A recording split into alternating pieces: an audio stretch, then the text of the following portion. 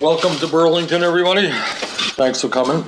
Let me begin by thanking the many people all across the country who yesterday supported our historic campaign. We were obviously especially gratified to win in Utah, win in Colorado, win in California, the largest state in the country where there are more delegates. And I am always grateful for the support that I receive here in the state of Vermont.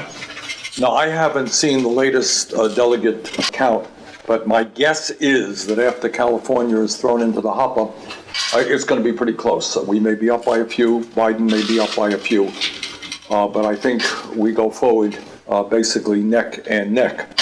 And I very much look forward, and we'll be on a plane tomorrow, going out west and campaigning and doing everything we can to win in Michigan and Washington, Mississippi, North Dakota, Idaho, and Missouri. What this campaign, I think, is increasingly about is which side are you on? Our campaign is unprecedented because there has never been a campaign in recent history that has taken on the entire corporate establishment. And I'm talking about Wall Street, and I'm talking about the insurance companies and the drug companies and the fossil fuel industry.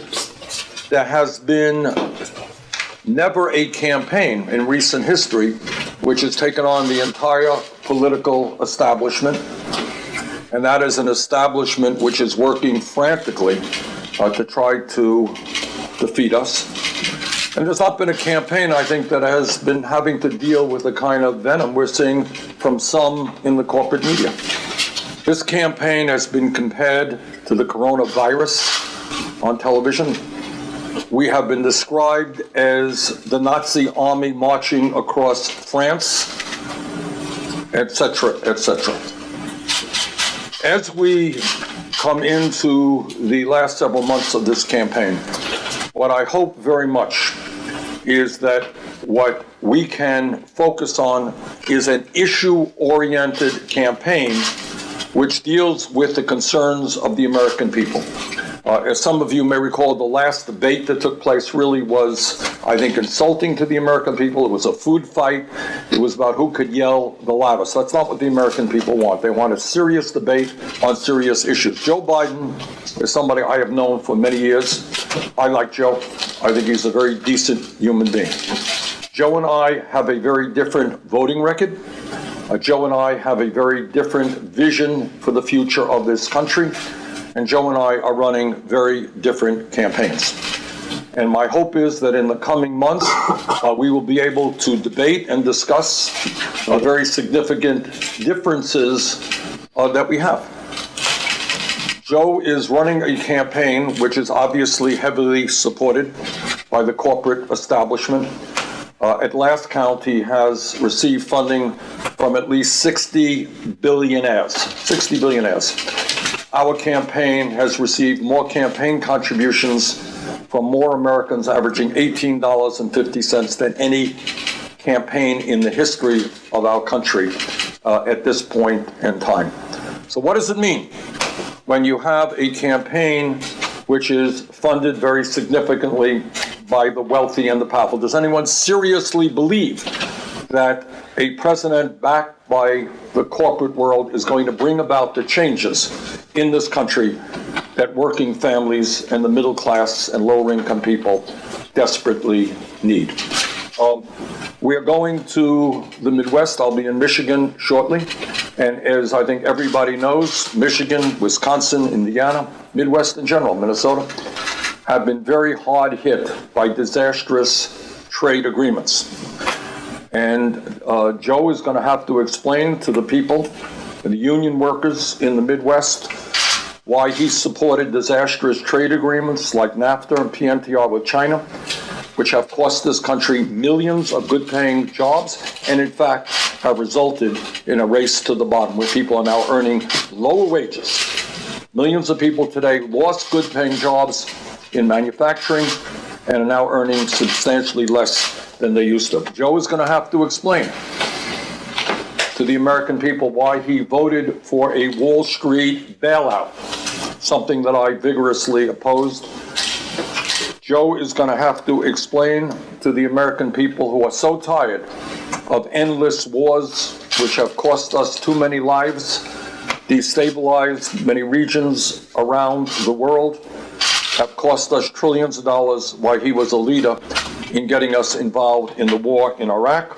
At a time when half of our people are living paycheck to paycheck and struggling to make ends meet, Joe is going to have to explain to the American people why he voted for a disastrous bankruptcy bill, which benefited the credit card companies. Joe is going to have to explain to people all over this country why he was on the floor of the Senate time and time again talking about the need not only to cut Social Security, but Medicare, Medicaid, and veterans programs. How does that happen? Why would a Democrat talk about cutting Social Security, Medicare, Medicaid, and veterans programs? Joe and I have a very different opinion with regarding healthcare. Joe essentially wants to maintain what I consider to be a dysfunctional and cruel healthcare system in which we are spending twice as much per person on healthcare as are the people of any other country, and yet we have 87 million Americans who are uninsured, underinsured, 30,000 people who are dying, and 500,000 people who go bankrupt every single year because of medically related bills. And on top of that, we pay by far, not even close, highest prices in the world for prescription drugs from an industry which is involved in collusion and price fixing. So the American people have got to understand that this is a conflict about ideas, about a record, about a vision for where we go forward. And I like Joe. Joe is a decent guy, and I do not want this campaign to degenerate into a Trump-type effort where we're attacking each other, where it's personal attacks. That is the last thing this country wants. Joe has his ideas, his record, his vision for the future. I have mine, and I look forward to a serious debate on the serious issues facing this country. And I would hope that the media will help us do that, allow that kind of debate to take place. And by the way, I would offer Joe, because I know the issue of healthcare, among many other issues, is such an enormously important issue. I would hope that instead of having a debate where we have to spend 28 seconds trying to respond to a complicated issue, maybe we can spend an hour talking about why the United States is the only major country on earth not to guarantee health care to all people through something like a Medicare for All single-payer program. Yes, sir. Senator, in 2016, you won Michigan. This has now become a swing state. Donald Trump flipped that state later on in the general election. Do you have to win that state to prove again that you can beat him in a general?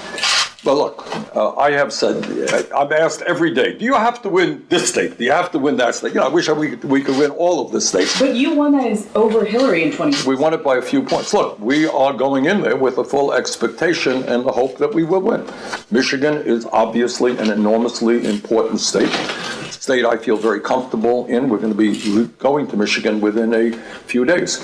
And I think some of the issues that the people of Michigan are concerned about are trade.